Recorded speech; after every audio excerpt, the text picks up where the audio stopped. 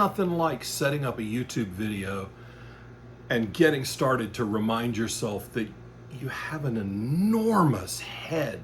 I mean, good Lord, look at that melon. Anyway, hi. Welcome back to the channel. I'm John Hartness, founder and publisher of Falstaff Books and author of multiple series, including Quincy Harker Demon Hunter and Bubba the Monster Hunter. Despite not ever actually hunting anything myself, except maybe a bargain on BookBub, I write about a lot of guys that hunt a lot of bad things. So much for writing what you know, right? Anyway, I want to talk to you about something I do know, and that is 5 of the best books I've read so far in 2025. Now, these are not going to be as a rule, your great big books. This is not Iron Flame, not anywhere on the list. Nothing against Rebecca Yarros. I just haven't read Iron Flame yet. I don't even know what the new hotness is, because typically the stuff I like to read is a little weirder, it's a little more indie, or it's something that I'm just discovering. Like the first book I wanted to talk about is not a brand new book by any stretch, but it is an Aurora Award-winning novel by Robert J. Sawyer called Quantum Night. This is one of the scariest, most prescient science fiction novels I've ever read. And to be honest, it was a little triggering even to me, because it talks about psychopaths and how people can be triggered into becoming psychopaths with technology. And I emailed Rob after I read this, and 1, told him he was horrifyingly prescient, and 2, admitted that for a lot of the time I didn't necessarily feel like I was smart enough to be reading this book, because there's a lot of science in his science fiction, and I'm not much of a science guy, but the characters were so compelling. It tells the story of a scientist who does experiments with kind of micro expressions to determine whether or not someone is a psychopath. And he develops a test and a scale and ends up being used as an expert witness to determine whether someone is a psychopath.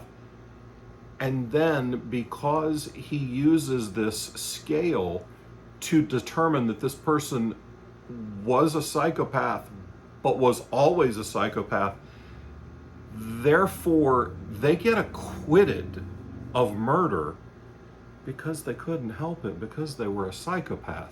Now, that's not how psychopathy works, of course. It may very well be that people are born psychopaths, but psychopaths can learn to not murder people. Maybe they can just go into business instead, or politics. Plenty of psychopaths in both realms that don't directly murder people. But this book also explores quantum physics and quantum entanglement theory, thus the title, Quantum Night, to degrees that I didn't catch all of the science-y stuff, because I'm, like I said, not a science guy. But I love good characters, and what we learn about the protagonist is that he has at various times in his life been triggered into and out of psychopathy, and learns how to do that to other people. And eventually, using his technique for determining psychopathy, in this book, he realizes that the President of the United States is a psychopath. I'm just going to let that sit there for a second for all of you out there who are picking up what I'm putting down, and why it was a little terrifying when this character in a book written several years ago to be a psychopath was saying things that a human being with a great deal of media reach and influence is saying today, and things that current people in power in certain countries that rhyme with schmoo-minded smates are doing. So it wasn't a horror novel until it was. It's incredibly well written. The character is fantastically well rounded, and they come up with a great solution to the world threatening challenges that they're facing. But it's also one of those that it's a little close to home. Little scarier than I might have wanted to. There was a little more horror in my science fiction than I expected when I got into it, and I think there was more horror in his science fiction than Rob thought when he wrote it. And I'll probably ask him about this book next week when I see him at Con Carolinas. And we'll probably shoot a video or two with Rob at the convention because he's a buddy and I like talking to him. So we may as well turn a camera on, right? So, but definitely check out Quantum Night. It deserves every award it's won. Rob deserves every award he's won. And that leads me straight into somebody else who I've talked about on this channel before, who deserves all the flowers and success he's currently receiving, and that's Matt Dinniman. And I want to talk about not Dungeon Crawler Carl #1, because I know it's all over BookTube and Book Talk. What is Dungeon Crawler Carl? Oh my God, I just discovered this thing. Y'all late to the party, kids. Come on now. Grandpa here, been reading Dungeon Crawler Carl for several years, and I was late to the party. But here's why I hate Matt Dinniman. I hate Matt Dinniman because with every book in the series, he gets better. He started off really good. The first book of the Dungeon Crawler Carl series is hilarious. It introduces you to this fantastic supporting cast of characters and this amazing protagonist named Princess Donut, who the entire series is built around. Yeah, I know, it's not named Princess Donut, but let's be real. It's Princess Donut's book. We all know that. But y'all, I thought that with book 6, he had peaked. He's raised the bar in This Inevitable Ruin, Dungeon Crawler Carl book 7. That book is absolutely another progression of his skill as a writer. It's another level up in his storytelling, and it is really starting to show the depth of the world he's created in this series and the depth of the plots that he's layering in this series. And it's even more impressive than Dungeon Crawler Carl 6, Eye of the Bedlam Bride, which I thought was one of my favorite books from 2024. So Matt is currently on tour with his series and he's selling out 500-seat arenas. Oh look, someone wants to come say hello, don't you, bud? I don't have a Princess Donut, but I have a Prince Gandalf who hates being picked up.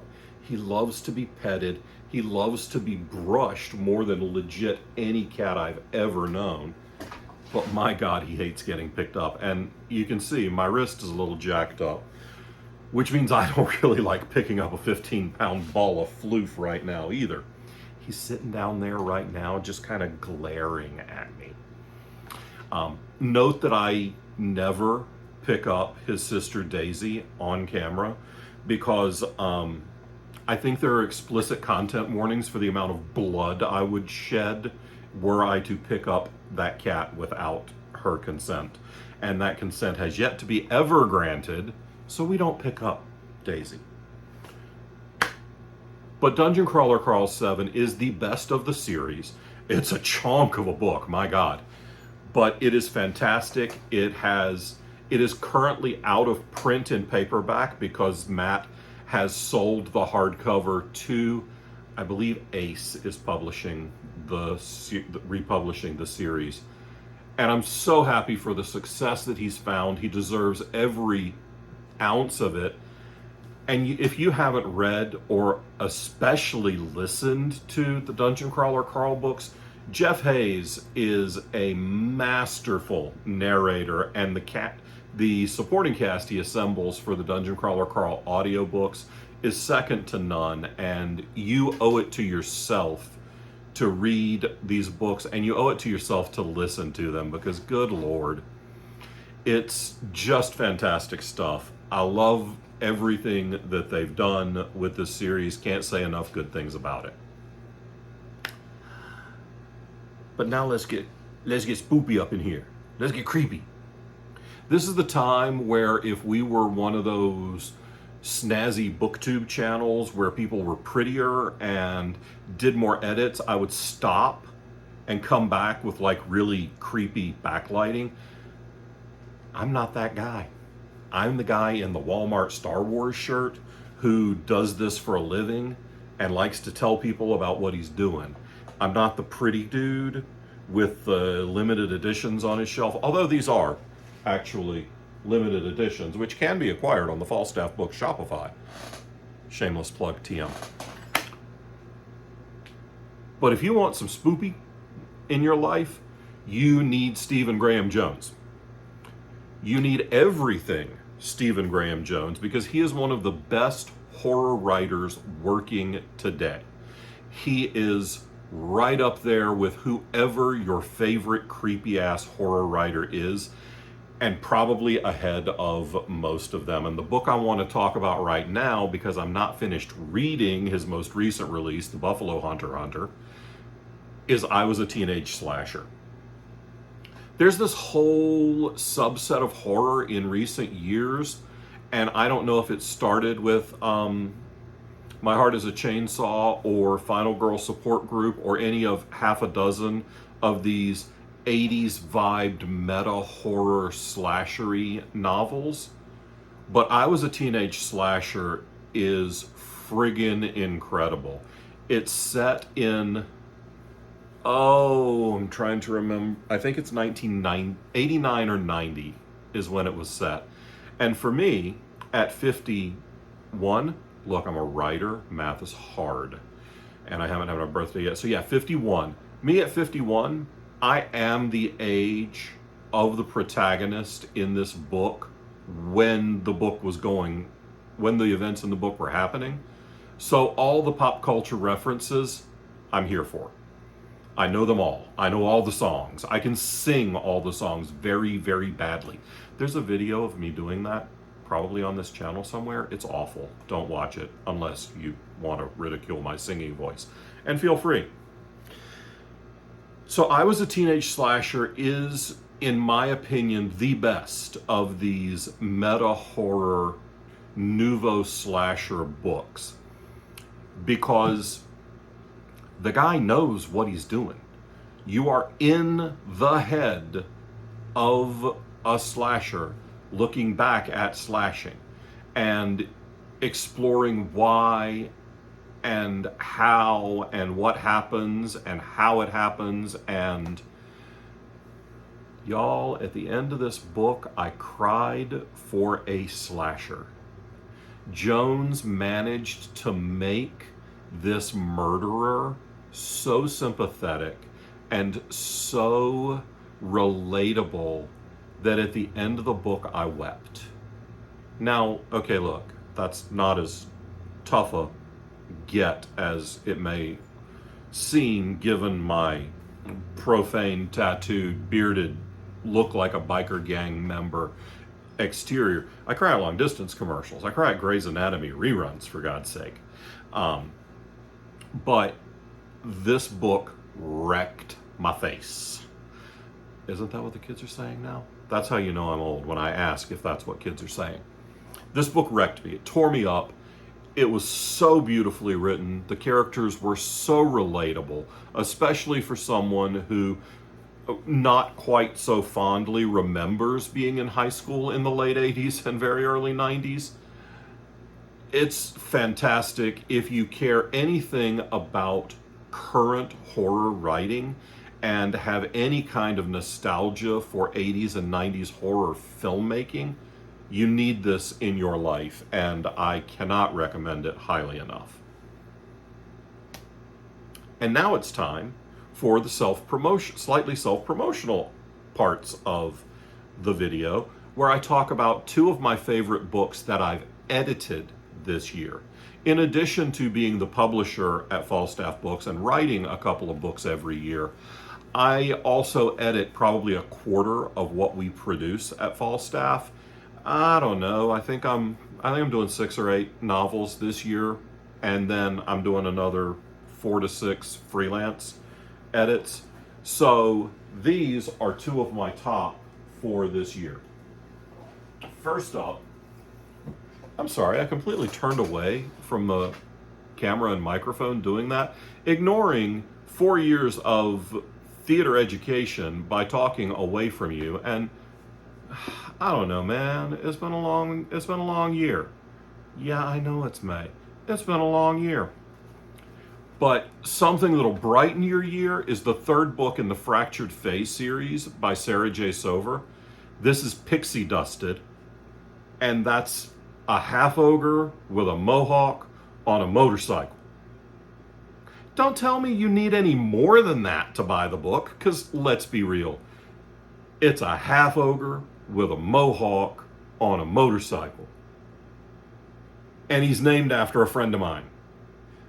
This is Cross-Eyed Quincy, who's named after my friend Quincy, who has a mohawk and a motorcycle, but is not cross-eyed. I've never really looked at his eyes. But man, that brother can cook. Anyway, Pixie Dusted is the third installment in the Fractured Fae series that started with, see, this time I'm managing to do it without turning away from you, started with Fairy Godmurder. I pitched this book to people at conventions as like a fairy tale version of Criminal Minds. In this first book, a fairy godmother's princess is killed, and she quits being a fairy godmother and spends the next 10 years hunting down a serial killer that murdered her charge.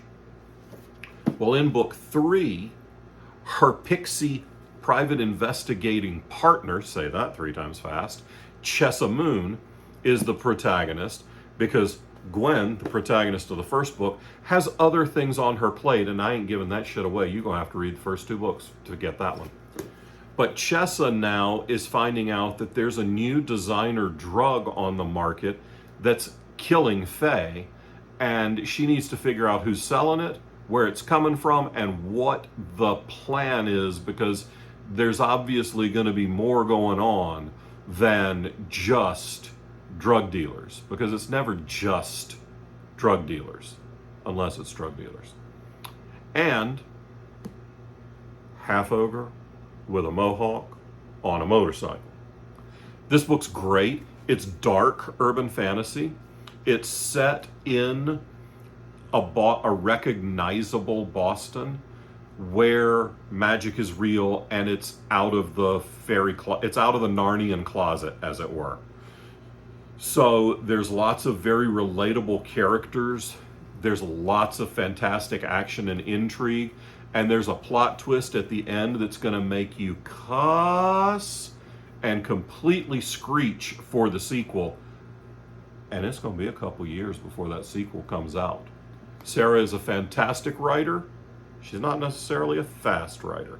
I'm a very good editor. I'm not a very fast editor. And speaking of fantastic writers who also not the fastest, my other favorite for this year so far, oh God. Yeah, okay, that one I couldn't manage without turning away, is Prince of Clay. Figuring out how to hold this without getting the giant ring from the ring light, although that's kind of fun, is a pain in the butt.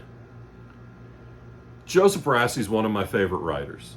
I've wanted to publish this Drifting Lands series since I read the first book. Joe and I were on a podcast together called Authors and Dragons for about 8 years, and he became a friend. I became a fan of his work, and when Angry Robot canceled the series, I immediately reached out and said, I want the third book. I want to publish the third book. I don't care if I get if I can have the first two. This is kind of unheard of in publishing. Most of the time, if a publisher drops a series, nobody's going to pick up subsequent books unless they can get the first one or two. Because why would I promote book 3 if I can't make any of the money off book 1 and 2? The answer is because it's a fantastic book and a fantastic series, and I want it to succeed.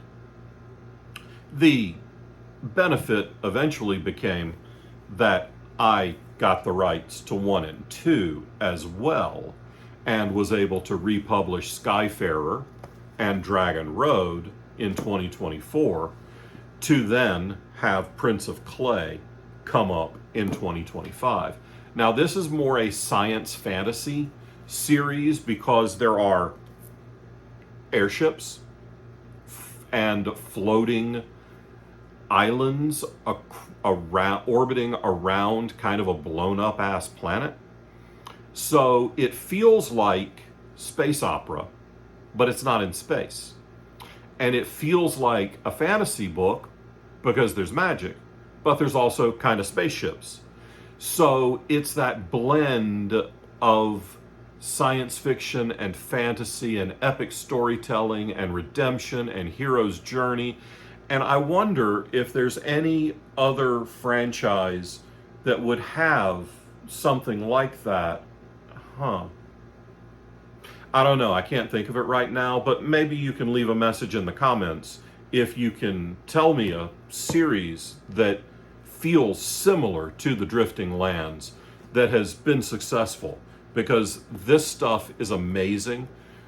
Prince of Clay is a continuation of a redemption arc, but also a self-contained story of past mistakes and revenge and intrigue and politics and love and lust and squid kittens.